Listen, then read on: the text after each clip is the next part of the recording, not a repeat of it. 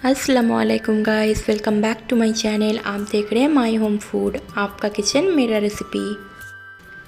और आज की रेसिपी है ढाबा स्टाइल फ़िश फ्राई। ये रेसिपी को आप एक बार ज़रूर ट्राई कीजिए। ये रेसिपी आप लोगों को बहुत ही पसंद आएगा।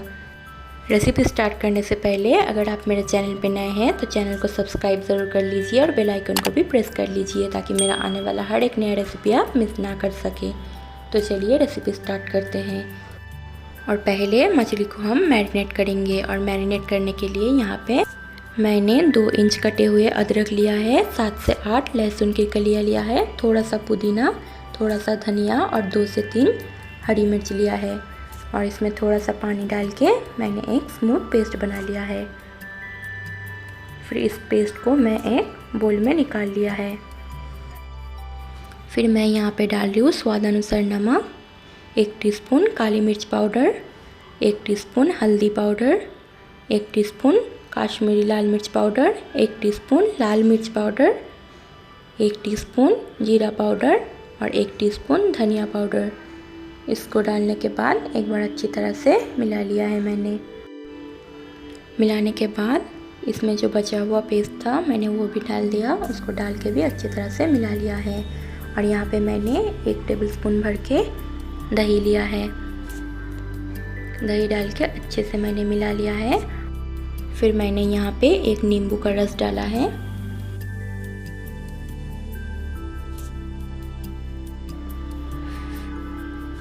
फिर यहाँ पे मैं डाल रही हूँ थोड़ा सा रेड फूड कलर, ये ऑप्शनल है, आप इसे स्किप भी कर सकते हैं। मैं यहाँ पे ढाबा स्टाइल फ़िश फ्राई बना रही हूँ, इसलिए मैंने थोड़ा सा फूड कलर दिया है। आप इसे स्किप भी कर सकते हैं, पर ढाबा में जो फ़िश फ्राई बनते हैं उसमें फूड कलर ऐड करते हैं, इससे वो दिखने में और भी अच्छे लगते हैं। और यहाँ पे मैंने रोहू मछली लिया है, आप अपने मनपसंद के मछली ले सकते हैं। फिर मैंने यहाँ पे नींबू का रस डाला है।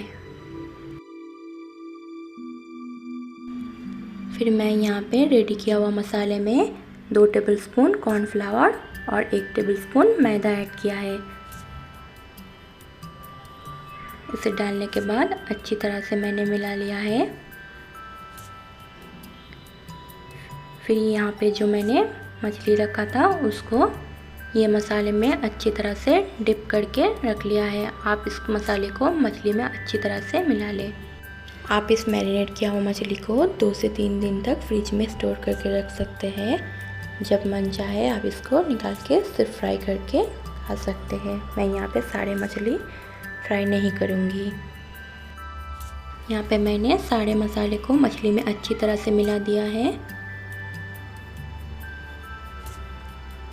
इसे मछली में अच्छी तरह से मिलाएं। मैंने मैरिनेट करते समय गरम मसाला ऐड करना भूल गई थी, इसीलिए मैंने यहाँ पे 1 टीस्पून गरम मसाला ऐड किया है। गरम मसाला डालने के बाद मैंने एक बार अच्छे से मिला लिया है। अच्छे से मिलाने के बाद मैं इसे 2 घंटे के लिए मैरिनेट होने के लिए छोड़ दूँगी। इससे जो मछली है उसमें सारे मसाला एब्जॉर्ब हो जाएगा। अगर आपके पास टाइम कम हो तो आप इसे 1 घंटे के लिए भी मैरिनेट करें, नहीं तो टेस्ट अच्छा नहीं आएगा।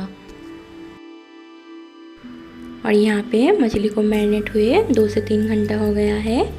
अभी इसे फ्राई करेंगे। यहाँ पे मैंने एक कढ़ाई गरम कर लिया है और कढ़ाई पे 2 से 3 बड़ी चम्मच तेल डाला है। तेल को गरम होने पर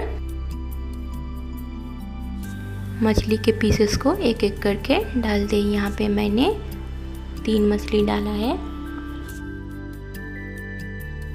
फिर इसे ढककर मीडियम फ्लेम पे गोल्डन ब्राउन होने तक अच्छे से फ्राई कर ले। आपको फ्लेम मीडियम पे रखना है। यहाँ पे लगभग 7 से 8 मिनट हो गया है। मछली अच्छे से फ्राई हो गया है एक साइड से। और मैंने मछली के ऊपर थोड़ा सा मैरिनेट किया हुआ जो मसाला था मैंने उसके ऊपर डाल के इसे पलट दिया है। आप देख सकते हैं मछली एक साइड से बहुत अच्छे से फ्राई हुआ है। फिर इसे ढककर 7 से 8 मिनट और फ्राई करें मीडियम फ्लेम पे। जब दोनों साइड से अच्छे से गोल्डन ब्राउन और क्रिस्पी हो जाए आप इसे प्लेट में निकाल लें। यहाँ पे मैंने सारे मछली को प्लेट में निकाल लिया है। और dhaba style fish fry ready है। आप इस रेसिपी को एक बार ज़रूर ट्राई कीजिए। आज के लिए इतना ही, मिलते हैं और एक नए रेसिपी के साथ। अगर रेसिपी पसंद आए तो चैनल को सब्सक्राइब ज़रूर कर लीजिए और बेल आइकन को भी प्रेस कर लीजिए ताकि आने वाला हर एक नया रेसिपी आप मिस ना कर सके।